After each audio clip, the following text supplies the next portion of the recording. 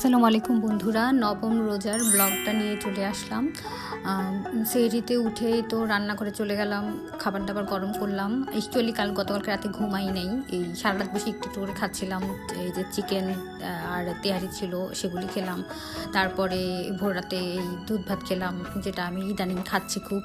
তারপরে খাওয়ার যখন শেষ হলো, শেষ হওয়ার পরে আমি কিছু দোয়া পড়ি, সেহরি টাইমে দোয়াগুলি পড়লাম। এর ভিতরে আজান হয়ে গেল, নামাজটা পড়ে নিলাম। তারপরে অনেক দোয়া দুরুদ পড়লাম, আল্লাহর কাছে ক্ষমা প্রার্থনা করলাম, দোয়া করলাম নিজের জন্য, আরও যাদেরকে আমি ভালোবাসি তাদের জন্য। তারপরে ঘুমিয়ে গেলাম। ঘুম থেকে উঠলাম তখন দুপুরবেলা, উঠে টুকটাক কিছু কাজ করে গেলাম চলে শাওয়ার করতে। শাওয়ার করে নামাজ পড়ে কিছুক্ষণ আজকে সূরা ইয়াসিন তেলাওয়াত করলাম।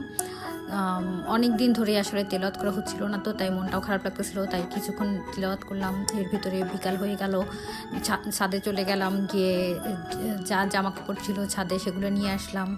এসে আসরের নামাজ পড়লাম।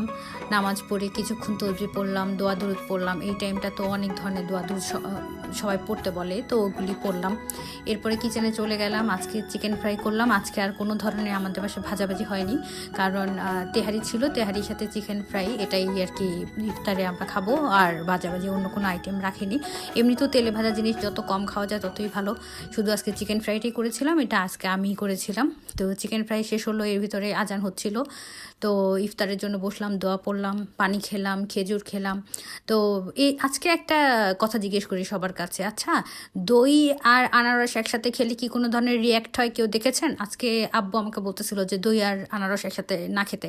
তো আমি আনারস খেলাম, তার একটু পরে আবার দই চিড়া খেলাম। তো তাই কেউ যদি এই ব্যাপারে কিছু জেনে থাকেন আমাকে কমেন্টে কাইন্ডলি জানাবেন। আমি যতটুকু জানি এতে কোনো রিয়াকশন হয় না। তো যাই হোক, প্রথমে ফ্রুটসগুলি খেয়ে নিলাম একটা একটা করে, যা যা ছিল সব। এরপরে চিকেন ফ্রাইটা একটু টেস্ট করে দেখছিলাম যে সব কিছু ঠিকঠাক আছে কি না। তারপরে আব্বু যে দই চিড়া খেতে না করছিল, যে রিয়াক্ট করবে, সেই দই চিড়া খেলাম। আজকে টেস্ট করে দেখলাম। এর আগেও আরেকদিন খেয়েছি, আব্বুকে বলতেছিলাম, এর আগের দিনও তো খেয়েছিলাম, কোনো সমস্যা হয়নি আলহামদুলিল্লাহ।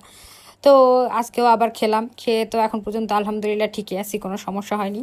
তারপরে নামাজ পড়তে গেলাম, নামাজ পড়ে এসে তারপরে বাকিটা ইফতার শেষ করলাম। তেহারি আর চিকেন ফ্রাই দিয়ে ইফতার শেষ করলাম। শেষে 1 কাপ চা ছিল, যেটা আমি প্রতিদিনই খাই ইফতারের পরপরই। আর বন্ধুরা, তোমরা কে কোথা থেকে আমার ভিডিও দেখছো কাইন্ডলি কমেন্ট করে জানাবে, আমি তোমাদের সম্পর্কে জানতে চাই।